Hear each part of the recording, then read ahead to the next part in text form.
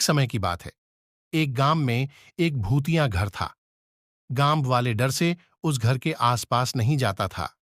गांव वालों का मानना था कि उस घर में एक जादूगर लड़की की आत्मा रहती है। एक दिन गांव के कुछ साहसी बच्चे उस भूतिया घर में जाने का और उस घर में घूमने का फैसला किया।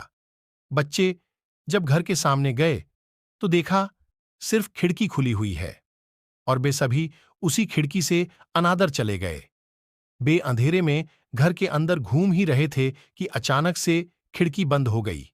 यह देखकर सारे बच्चे अचानक से डर वह गए। लड़की की भूत बच्चों के सामने आई और जोर जोर से हंसने लगी और कहा कि अब तुम सब मेरी बंदी हो, मैं किसी को जिंदा नहीं छोड़ूंगी। बच्चों को डर के मारे कुछ समझ नहीं आ रहा था, लेकिन फिर भी बेहिम्मत नहीं हारे और सब एक साथ मिलकर बाहर निकलने का रास्ता ढूंढने लगे। ढूंढते ढूंढते एक बच्चे को एक पुरानी किताब मिला जो कि एक जादुई किताब था और उस किताब में एक जादुई मंत्र लिखा था जिसके उच्चारण करने से वह भूत घर से दूर भाग सकती थी। बच्चों ने मिलकर उस मंत्र को पढ़ना शुरू किया। अचानक से एक रोशनी घर के अंदर आई और उस भूत को साथ ले गई। भूत के घर से बाहर जाते ही घर के सारे दरवाजे और खिड़कियां अपने आप खुल गईं और बच्चे द्वार कर बाहर निकल आए। उस दिन से वह घर भूत से आजाद हो गया। गांव वालों ने सारे बच्चों के साहस की तारीफ की और सबको इनाम भी दिया। गौरव हिमालय के पास के छोटे से गांव में रहता था। उसके गांव के आसपास घने जंगल थे और एक छोटी सी नदी भी पास थी। रात को जंगलों में घूमने वाली आत्माओं और भूतों की कहानियों को सुनते सुनते गौरव बड़ा हुआ था। एक दिन गौरव के दोस्तों ने उसे गांव की सीमा के बाहर एक पुराने सुनसान घर पर जाने के लिए उकसाया। उनके दोस्तों ने कहा कि उस घर में कई साल पहले मौत हो गई एक महिला की भूत घूमती है। उसने अपने दोस्तों की बात मान ली और उस घर में जाने के लिए राजी हो गया। जब गौरव घर के पास पहुंचा तब उसे बहुत ठंड लग रही थी। घर बिखरा हुआ था, जिसमें टूटे हुए खिड़कियां थीं और एक दरवाजा था जो खोलने पर जोर से आवाज करता था। गौरव सावधानी से दरवाजा खोला और घर में दाखिल हुआ। घर के अंदर का माहौल बाहर के जैसा भयानक था। छत से जाले लटक रहे थे और हर कदम पर कुछ न कुछ सामान बिखरा पड़ा था। अचानक गौरव को ऊपर एक आवाज सुनाई दी। उसे लगा कि आसपास कोई चल रहा है।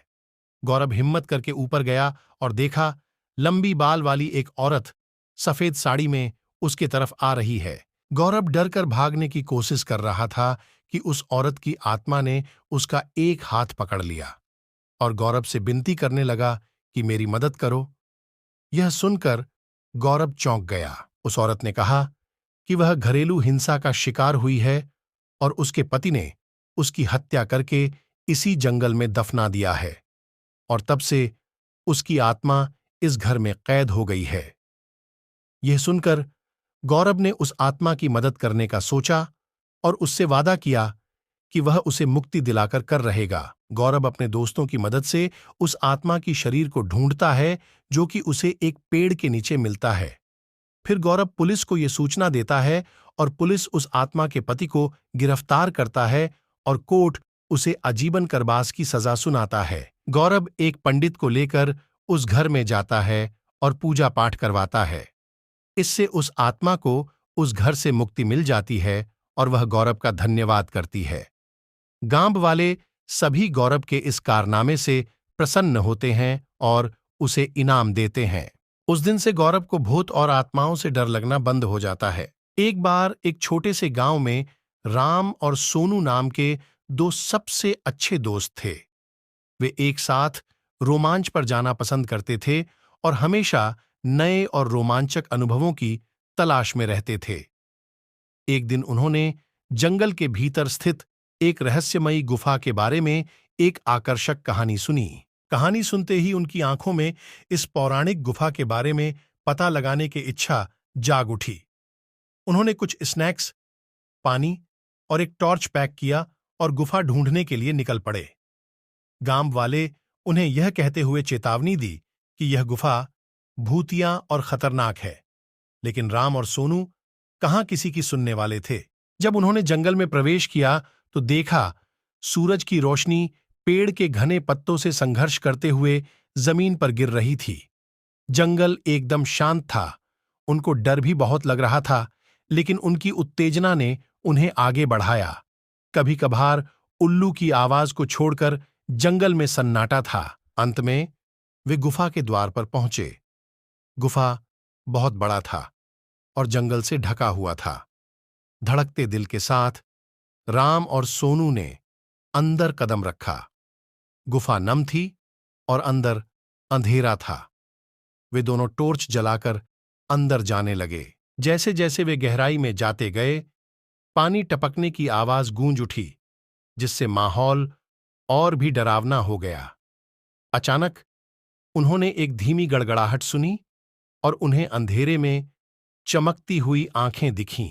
वह एक कुत्ता था, लेकिन कोई साधारण कुत्ता नहीं था।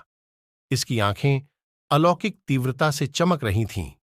कुत्ता घायल और खोया हुआ लग रहा था, इसलिए राम और सोनू दोस्ती का हाथ बढ़ाते हुए सावधानी से उसके पास पहुंचे।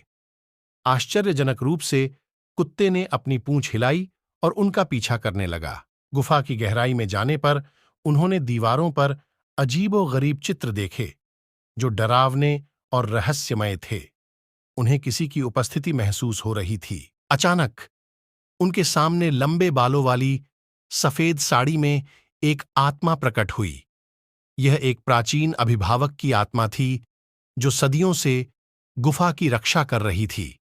आत्मा ने उन्हें बताया, यह गुफा श्रापित है और कुत्ता उसी श्राप का शिकार था।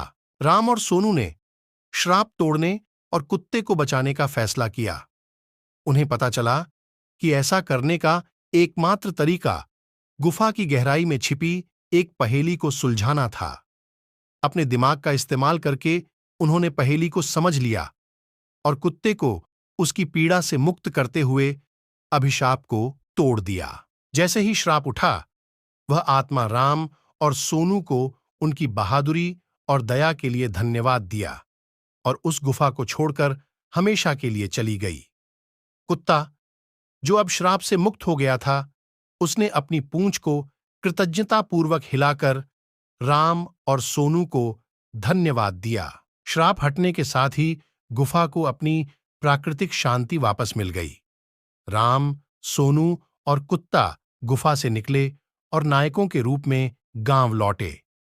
गांव वालों के साथ वे अपनी अविश्वसनीय कहानी साझा की और उन्हें साहस, दोस्ती और करुणा के महत्व को समझाया। और इसीलिए राम, सोनू और भूतिया गुफा की कहानी गांव वालों के लिए एक मिसाल बन गई।